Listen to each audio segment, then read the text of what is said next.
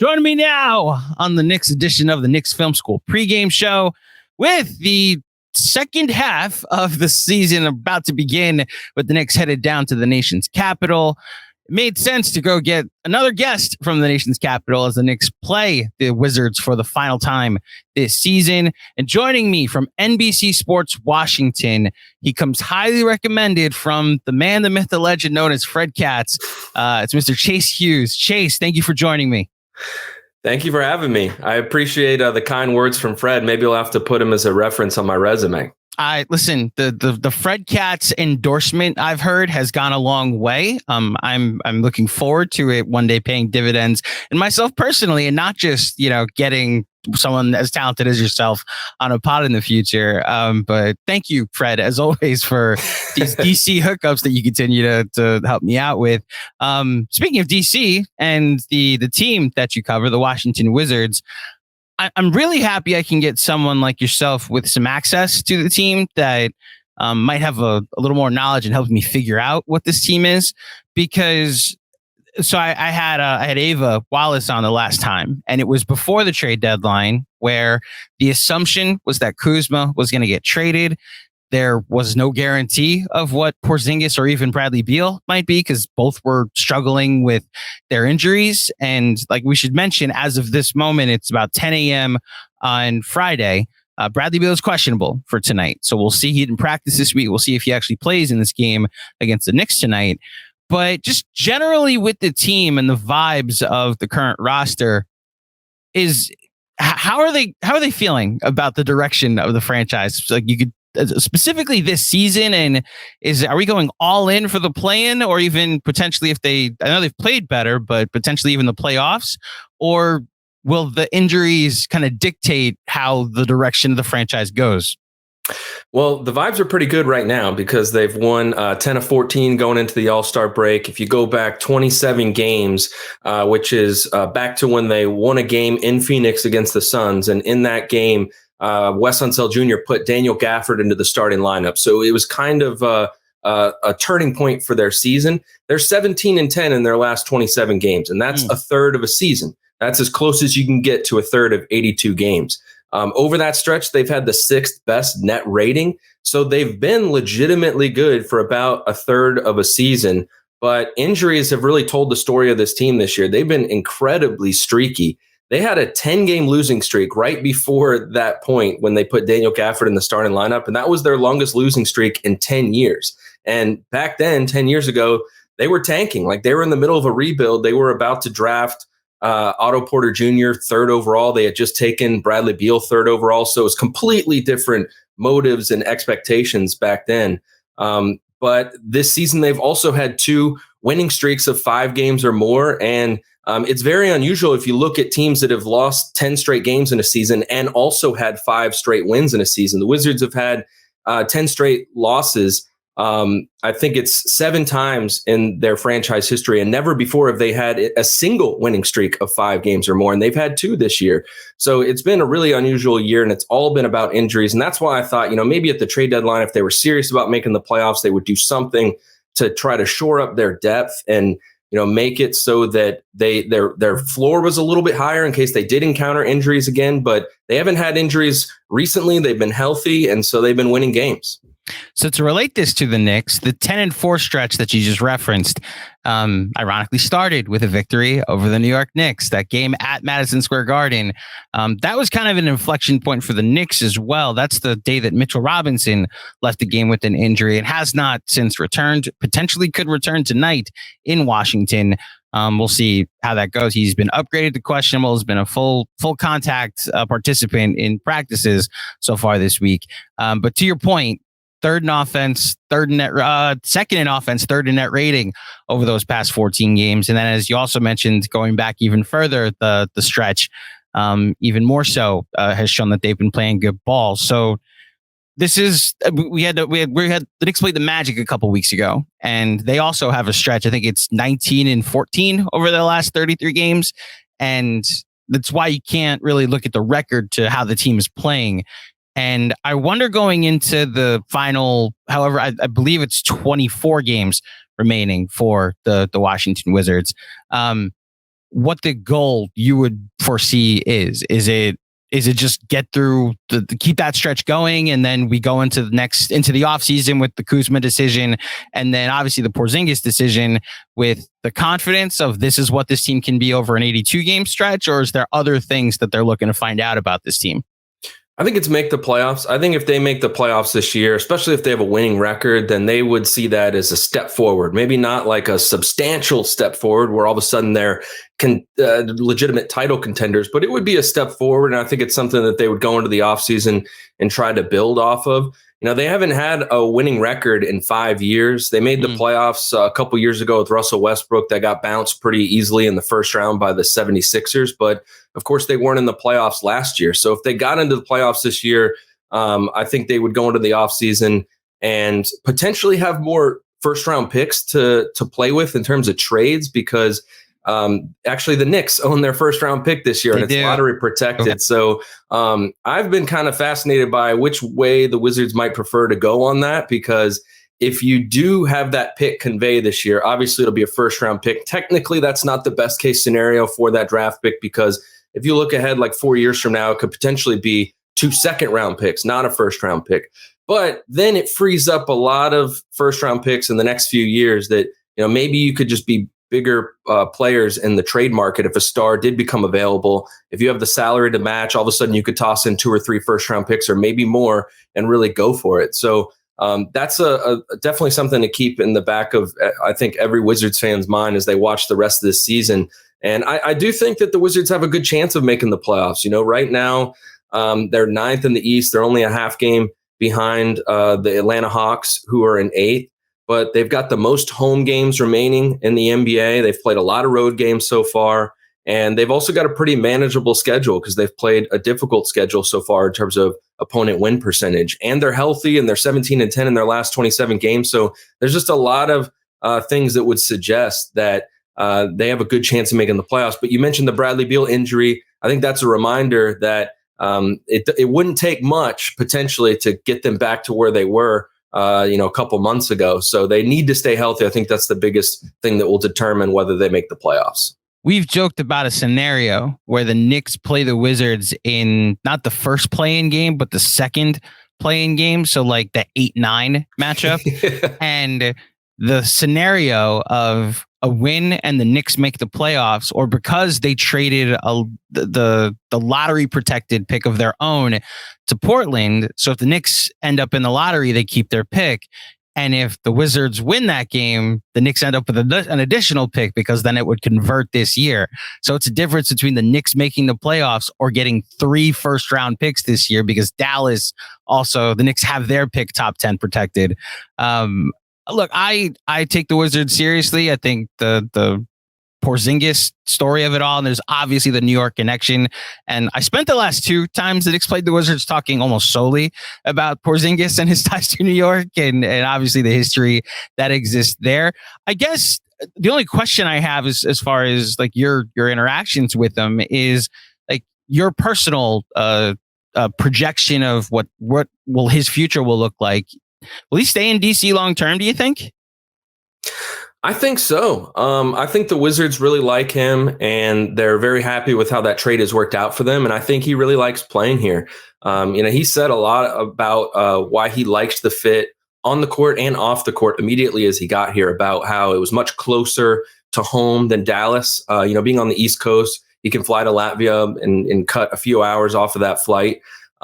He really likes the opportunity that he has here. He thinks he fits pretty well next to Bradley Beal and Kyle Kuzma. And when the Wizards are serious about keeping someone, they're serious about keeping someone. I think that's why I wasn't surprised that they didn't trade or really even entertain trade offers with Kyle Kuzma, because they've done this before with guys that they highlight that they want to keep. They don't even really listen to offers, and they pay what it takes to keep them. So with Kristaps Porzingis, it's interesting because he's got the player option after this season. It's worth $36 million for next year. It's not as open and shut as Kyle Kuzma, who, the moment he was traded here, everyone could see that he was going to be declining his option because it's only worth $13 million. But with Kristaps Porzingis, I've had some people around the league point out that it would be a little bit risky, you could argue, for him to come back next year on that player option. It's a lot of money, $36 million, but this year, as long as he stays healthy, it could be good timing for him to decline that and try to re-up on a longer term deal. And I talked to Tommy Shepard the day of the trade deadline, and he brought it up. And he kind of mentioned, if/when Porzingis opts out of that, we'd like to make him a priority to keep. And I don't want to put words in his mouth and say that he expects him to opt out, but it sounded like at a minimum, he wouldn't be surprised if Porzingis did opt out of that. So the Wizards could have two pretty big contracts to negotiate this summer with Kuzma and Porzingis if they both indeed do opt out. Do you foresee both staying? I do. I think at this point that would be my expectation. The Wizards like both of them. I think they really believe in the core of Bradley Beal, Kuzma, and Porzingis, and their track record of keeping these guys has generally been pretty good. Davis Bertans, Davis Bertans, Bradley Beal, Otto Porter, John Wall. They've been able to come to terms with a lot of these guys who have been, in some cases, very, frequently mentioned in trade rumors in very similar situation to Kyle Kuzma. And in the case of Porzingis, they've been down this road before where guys can opt out, and they've been able to figure out ways to keep them. So it would get very expensive, no question, with Bradley Beal Supermax already on the books. But given their track record and their interest, I think they can keep both of them for sure. Yeah, going through some of the lineup data for the Wizards and looking at, the three big guys. You got Kuzma in his over 1,800 minutes is a plus 7.5. Porzingis in 1,600 minutes is plus 5. Bradley Beal in his almost 1,200 minutes plus 4. And I think the Hawks just fired Nick McMillan and are moving on to a potentially Quinn Snyder, although I guess we'll see what happens there. And my reaction to that was like, well, yes, there may be some dysfunction going on, but there are some on-court pieces that are working. And I guess maybe just a change in direction could elevate those pieces and potentially make that even better. And you look at Washington, not to put them in the same boat as Atlanta, because I do think there's clearly nothing as what Wes Unseld Jr. clearly has the locker room, whereas the other situation didn't. And this is more about injury and actually being on the court. And so I'd be curious to see, if Bradley Beal plays tonight, if that translates again to an opponent the Knicks we'll have trouble with. A player that's not here anymore, that was a -8 in his 730 minutes when he was playing, was Rui Hachimura. Were you surprised that move was made? And what has the team been like since that? Specifically, the guys in the locker room. What's the mood been like since he left? I wasn't surprised by the time it happened because I think it was in November. We heard that trade rumor involving the Suns with Jay Crowder. And even though the Wizards ended up denying that, it was a pretty good indication that his name was at least being discussed. And I also wasn't surprised that he didn't get a contract extension in October because he only played half of last year and he put up pretty good numbers. It just didn't seem like financially smart for him to take the money that he could earn then, given he could probably earn quite a bit more if he had a good final season of his rookie deal. But when a guy doesn't get an extension, then obviously that enters the thinking this guy could get traded. Now, I was a little bit surprised if you told me a year before that Rui Hachimura would be traded for 3 second-round picks and Kendrick Nunn. But that's ultimately what they got. I think they really wanted to get draft capital, and a first-round pick wasn't out there for them to receive for him. So they took as many second-round picks as they could get. As far as what it's done with the team, I was a little bit surprised at the positive impact that it's had on their bench because he was their top bench scorer, and their record with him, especially when he scored in double digits, was much better than when he had an off shooting night and when he didn't play. He got hurt about a month into the season and missed about a month, and they went 3-13. And so it was pretty clear that he was a pretty valuable piece of their bench because depth has been an issue for them this season, especially through injuries. But other guys have stepped up. Deni Avdija has really seemingly benefited from the extra minutes and the extra shots that are going around. And when they first made that trade, team president Tommy Shepard pointed out how part of the reason why they did it was to open the door for Deni Avdija. And I think a lot of people were skeptical or just kind of waiting to see how that would play out, and it's definitely been a thing so far. I mean, I think there's been a positive impact, at least in terms of maybe the vote of confidence that he got from Tommy Shepard seems to really have benefited him. Yeah, the few games that I've watched of the Wizards that weren't against the Knicks, the Avdia rebounding has stood out a ton. And look, Mitch Robinson may be back for this game, so I don't know if that offsets some of the advantage that the Wizards will have on the glass. But you know, it's definitely something to pay attention to if this matchup actually, if it potentially happens. I want to talk about Bradley Beal because I'm coming at it potentially from an ignorant place where I'm listening to the national chatter around him and some of the speculation of him potentially one day moving. And yet I've also paid attention to what's come out of Washington and specifically come from him that he loves it there and he wants to just spend the rest of his career there. And he, like, you could argue that it was that he wanted to, you know, get the Supermax and that was part of his motivation. But I also, like, at a certain point, you just got to believe a guy when he tells you the same thing over and over again. Your expertise in this area put either something to bed that like he's not available, will probably never leave the Washington Wizards, or you could see like in the right situation in the future. And obviously this is coming off of the heels of what the Wizards went through with John Wall, but like this is a guy that could potentially leave one day if the situation presents itself.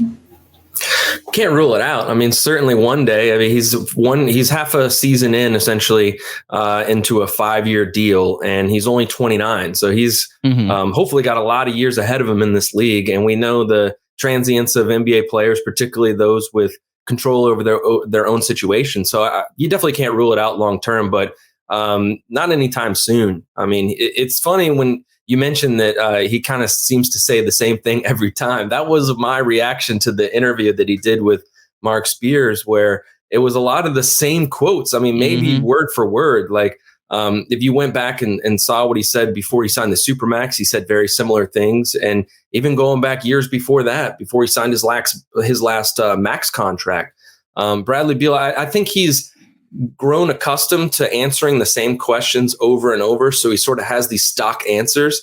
And so the timing changes a little bit sometimes, but ultimately he is saying sometimes the exact same quotes verbatim. And in this case, certainly the timing is interesting, or at least it's a little bit different that it's right after he signed the Supermax deal. And the Wizards, even though they've been playing well lately, overall this season, if you take a step back, certainly they're probably a little bit below what most expected them to be, or at least slightly below. I thought they'd be a 500 team or a little bit better, and they're 28-30.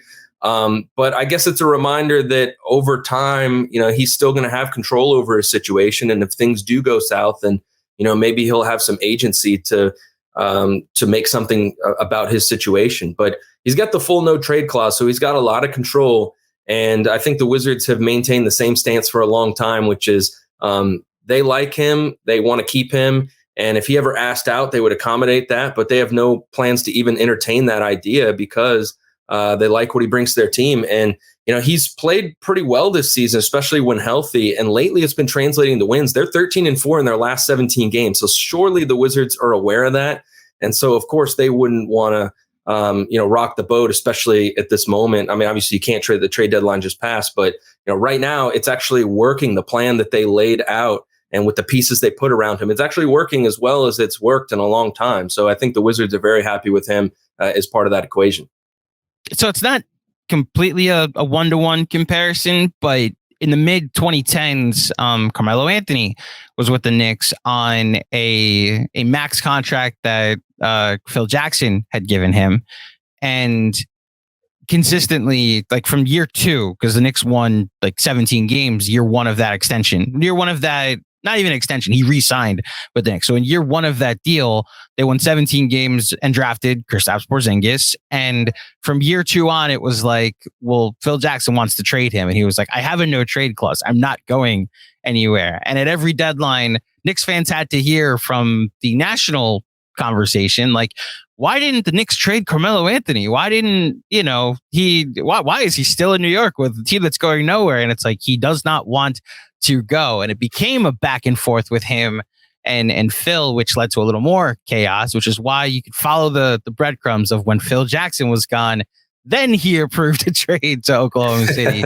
But I guess I can empathize a little bit with the frustration. I guess even more so because it's working. Like when he's playing, the Wizards are good. With the Knicks, they didn't have that excuse of like, well, when he's playing, like when there is a formula here that's working, it just the talent around him never seemed to fit. As far as the on-court version of Bradley Beal, because as I mentioned, didn't practice this week, might not play in this game, although questionable.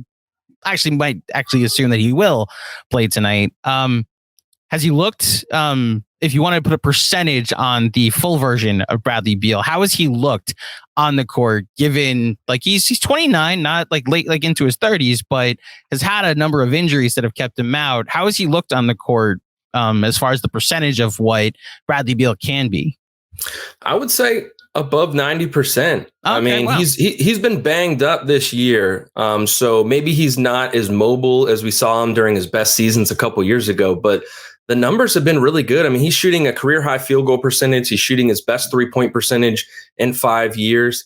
Earlier in the season, he had some trouble protecting the ball, particularly late in games, but lately he's been better at that. So I think just considering the efficiency, he's been much better than he's been in quite some time. So I think it's just been a matter of him being on the court, and for the most part, when he's been on the court, even when he comes back from injuries, he's looked good. So I don't have much to nitpick in terms of his game this year. It's just about him staying healthy.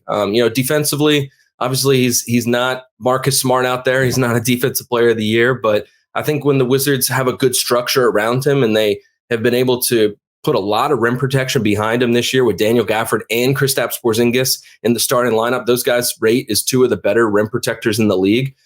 He can hold his own out there, especially if he's got some help, at the point guard position. I think Monte Morris has been pretty decent defensively this year. So overall, I think you have to like what Bradley Beal's done for the Wizards this year, because they've sort of simplified his role. They're having him play a little bit more off the ball, and the intended effect has been there where he's shooting much higher percentages than we're used to seeing from him. Yeah, so our listeners will know this stat very well because we quote it a ton here at Knicks Film School. But points per shot attempt, Bradley Beal is in the 91st percentile according to Cleaning the Glass, which, I mean, that's elite if you want to put it that way. So when he plays, he remains to have an elite offensive ability in this league, which could be problems for the Knicks tonight when they play in DC. One of my final questions before I let you go, I'd like to get the opinion and the perspective of people outside of our little bubble here in New York on how they view the Knicks and what they're doing this year. Again, the Knicks are currently the 6th seed in the East, although it's like a half game ahead of Miami. They've made the Josh Hart trade and look rejuvenated. They are ahead of the Wizards, although they've played, I want to say, 2 games pretty closely so far this season. How do you view the Knicks and what they're up to? And as far as a team that's ahead of the Wizards, are they a team that, should the Wizards keep this roll going, you foresee the Wizards passing in the future? My perspective is that they're a pretty smartly run team. And wow. I was a little surprised to see a lot of the moves that they made, given the front office path that they chose. It was a little unusual going with, Leon Rose. But they've made a lot of smart draft picks. I think Emmanuel Quickly, finding a guy like that, over-indexing on a draft pick like that is a really good sign. RJ Barrett is a guy who I've expected a little bit more from, especially after the first 2 years, the way he was shooting from 3. And so I feel like the way he develops is obviously going to determine a lot of what they can do moving forward. But the Jalen Brunson acquisition was obviously a really good one. And, one thing just in terms of the style of play about the Knicks that has stood out to me this year, because I know you mentioned the Wizards beat them in New York, but the Knicks had just beaten the Wizards in Washington. When I was talking to an assistant GM who made a really astute point about the Knicks, that, in this day and age in the NBA, you can't really get away with playing physically on the defensive end like you used to in the 90s and the 80s, but you kind of can offensively. You can lower your shoulder. You can really initiate contact. And they have built a team that's really good at that with Jalen Brunson and Julius Randle. And I feel like a few other players on their team can play that style. And that's something that sometimes gives the Wizards trouble. And I feel like it's probably going to bode well for them in the postseason. But they're in that range. Anyone who follows the NBA knows, like, it's difficult to go from sort of the middle of the league or the middle of your conference to make that next step. So I'm interested to see what they can do with their draft picks, or if a guy like RJ Barrett can make that leap. I think he's got a lot of upside, a lot of potential. I really like his style of play and just sort of the archetype of a player that he is. So those are, I think, the things that will determine whether they can make that leap, which is not easy to make, but they've got a lot of first round picks. So the resources are there for them to do something. I wonder what their offseason will entail, given all those resources. Yeah, we're all kind of wondering what that eventual big move is gonna look like. We thought it was headed toward the Donovan Mitchell sweepstakes, which I guess I should ask you, because the Wizards are mentioned as a team that was involved in the Donovan Mitchell summer that we all went through. What were you hearing during that time, and how close or not close was the Wizards? I guess not even close, but how real was the Wizards' pursuit of Donovan Mitchell? I think it was definitely real. I think they were one of the teams most serious about going after him. But the protections with that first round pick that are owned by the Knicks, I think, made things very difficult for them. And in the case of teams that stopped short, that maybe did have the first round picks to offer, like maybe a New York Knicks, I think everyone's probably looking at what he's done in Cleveland and had a little bit of regret about not pulling the trigger on that, because he's been so good. ESPN just the other day did an interview with like what they called was the future of the league. And it was four young players, and it was Ja Morant, Luka Doncic, Jason Tatum, and Donovan Mitchell. And I was like, that I thought was another indication of just the year that he's had, but he's been so good. And I think he's part of the reason why the Cleveland Cavaliers are I think, very legit contenders. And I thought he was going to the Knicks all along. I was surprised when he went to the Cavs, but the Knicks still have those first round picks. So at some point they got to use him, right? Yeah. We'll see if they use him on a player that plays for the Knicks, or whether it's to eventually get somebody here long term. I also will co-sign. I also thought he was going to the Knicks. I will say I've gone back and forth on the should they or shouldn't they. They clearly tried to, which has more been my judgment of the front office, which I'm overall positive on the moves that they've made over the last 3 years. But in this specific instance, like, they tried and failed. So I can't necessarily judge whether I would have or wouldn't have. They tried to and didn't. But I like the version of Julius Randle that you were talking about, this 90s style of physical play where the Knicks have built an offense based on isolation and driving and trying to get to the rim and get these guys downhill.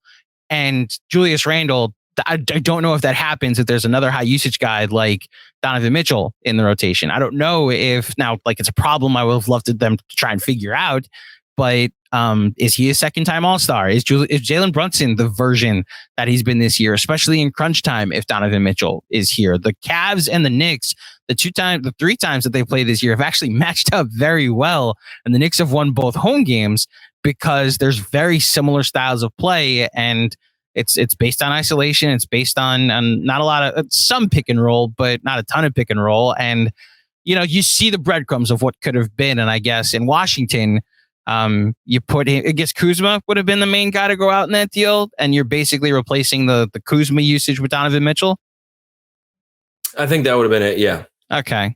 All right. So, I mean, that would have put them definitely a tier up. Whether what the ceiling on that team, I guess, but I think that's what we're all kind of asking, is what that ceiling could have been. And in the same way that the Knicks would have needed RJ to take a step, although RJ probably would have been in that deal.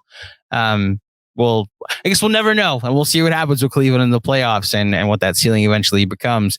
Going into this game, before I let you go, what is your expectations for tonight? Do you expect I guess it's all kind of dependent on whether Bradley plays or not, but Wizards all healthy. Are you expecting a W against the Knicks?